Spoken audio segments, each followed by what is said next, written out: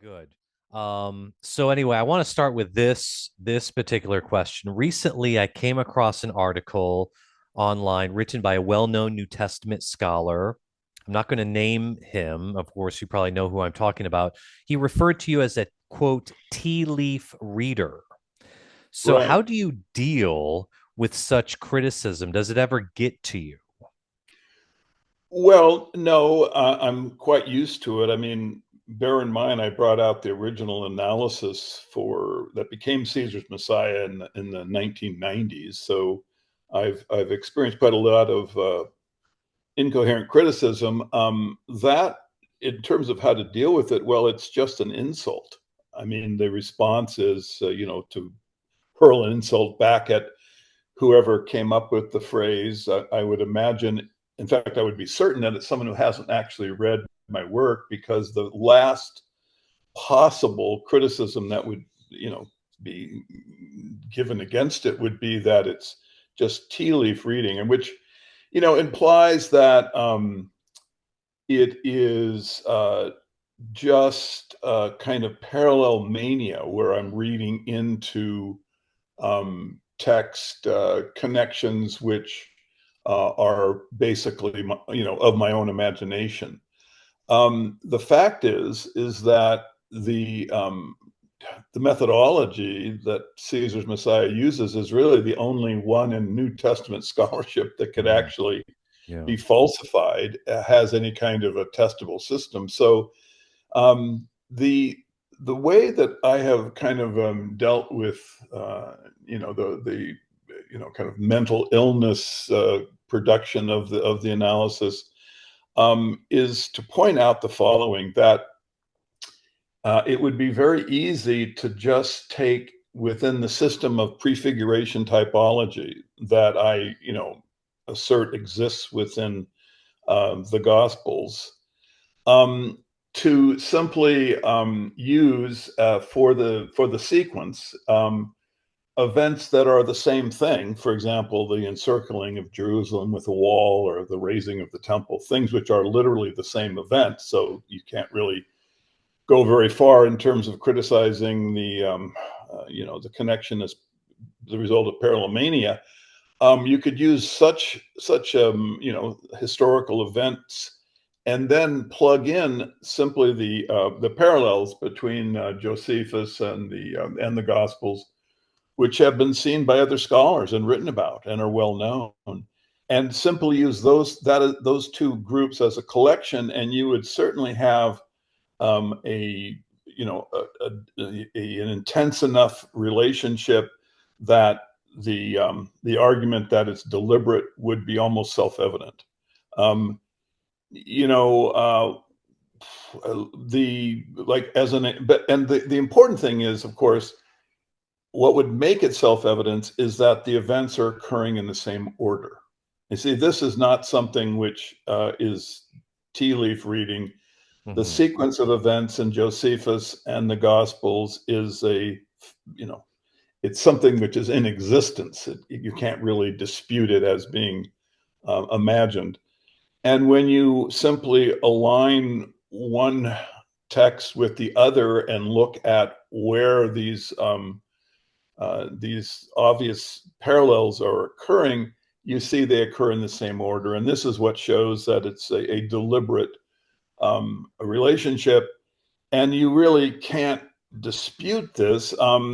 You know, I mean, just as an example, I have a parallel crucifixion scene, which Mhm. is, of course, it's not verbatimism. These aren't the same words, but there is enough connections that the two crucifixion scenes can obviously be understood as being, dependent one upon the other. Now, there have been people who would dispute this, and they will point out the differences between the two stories and say, well, look, there are some differences. And so it's possible that we could just argue that this is, parallelmania. But the fact is that if you read Hugh Schonfield's The Passover Plot, you'll see that in a passage written long before Caesar's Messiah ever came into existence, he talks about the same parallel, and he points out the same connections, you see. Mm, And so you could do this with so many of these parallels. They have been noticed by the scholars. What has not been noticed is the fact they're occurring in the same sequence. mm, And this is the furthest thing from tea leaf reading that is imaginable, because mhm. the sequence Yeah. is completely empirical. You cannot Mhm, swerve or go away from the sequence once you begin walking down the sequence. I'm not, in my methodology, I can't just go, well, the parallel is pretty close, and I know it's occurring in some other part of the Gospels, and it should have in terms of the sequence, but I'm just going to declare it as part of my evidence anyway. I mean, no, you once you have the sequence, you have to stay within the sequence. And then the other thing that I do in terms of like the tea leaf reading criticism, which I mean, it's just just mhm, yeah. like literally an insult from a 5-year-old, Yeah. is point out that the prefiguration typology system, which links Jesus to the coming war and to Titus Flavius becoming the Son of Man that Jesus is envisioning, Mhm, that this system has a component to it which is not even controvertible. In other words, the scholars, except those that are aware of it, and I'm talking about the pre-ministry of Jesus. mhm, And this was inserted by the authors as a kind of primer. It's at the very first page of the Gospels, right at the beginning of Matthew. And I'm just going to go through it real quick so that everyone, can see in a small way the overall system of the Gospels. And this little primer of prefiguration typology the Gospels gave us is really critical for not just for the understanding of the Gospels, but as I show in my further works, it's critical to understand, like, basically the much of the literature of Western civilization, because so many of the cognoscenti writers knew about this kind of writing and use it in their own work. Anyway, in the Old Testament, well, I'm going to start with the New Testament. The story mhm, of Jesus. Joseph has dreams. He goes to mhm, Israel. That's Matthew 2:13. mhm, Um, Matthew 2:16. You have the Herod massacres the boys. Matthew 2:20. The a divine person comes and says they are dead who sought the child's life. Matthew 2:21. You return from Egypt to Israel. In Matthew 3:13, you have the passing through water, the baptism. Then Jesus goes into the wilderness for 40 days. He's in the wilderness. He has the 3 episodes with Satan. He's tempted by bread. He's mhm, told, do not tempt God. Satan is told that. And then worship only God. Now, mhm, so you have all of these events which make up the pre-ministry of Jesus. But the fact is, this is a genre of fiction. The author of Matthew is creating a kind of prefiguration typology of Jesus being basically the second Moses to bring the new covenant. And the story that makes up the pre-ministry is lifted right out of the Old Testament. In mhm, Genesis yeah. 45, Joseph dreams. He goes from Israel down to Egypt. In Exodus 1, the Pharaoh massacres the boys. It's virtually verbatim to the story that Matthew creates with Herod massacring the boys. Then you have a quotation in Exodus 4, all the men are dead who sought the child life. This is exactly like what is said in 2:20. Mhm, You return from Egypt to Israel. You pass through water in Exodus 14. You have the Israelites going through the Red Sea. And then you go into the wilderness for 40 years. Now, notice you're in the same location, but the 40 is not 4 years, but in mhm, Jesus' story. But mhm, this is not verbatimism. This is just mhm, enough connections so you can see the divine hand of God is in constructing the life of Jesus, so that you can recognize that he is the bringer of the new covenant. And mhm, then when you're in the wilderness, the connections to Satan that Jesus has are all these are all verbatim. You have the tempted by bread. You have the instructions, do not tempt God, and then finally, worship only God in Exodus 32. Well, what holds all of this together, makes it just transparent, is the fact, look, everything is in the same sequence, right? They're in Mm-hmm. the author of Matthew has used the sequence of events in Exodus for his story. Mm-hmm. So this is would indicate to an alert reader that you really want to pay attention to sequence going forward in the literature, because the beginning of the literature has its deep meaning embedded in the sequence, right? I mean, there's Mm-hmm. just, you cannot get around this fact.